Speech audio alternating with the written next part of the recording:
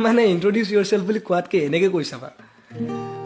মধুময় কথাৰে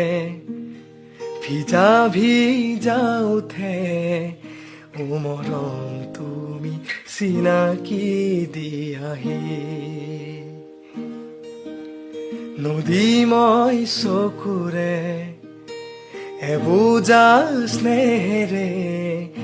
ও মৰম তুমি প্ৰাণতে ৰহাহি, দুবাহু মেলিছো সাধনা বাকিছো, জীৱনকো একাষে থৈ তোমাকে বিচাৰি,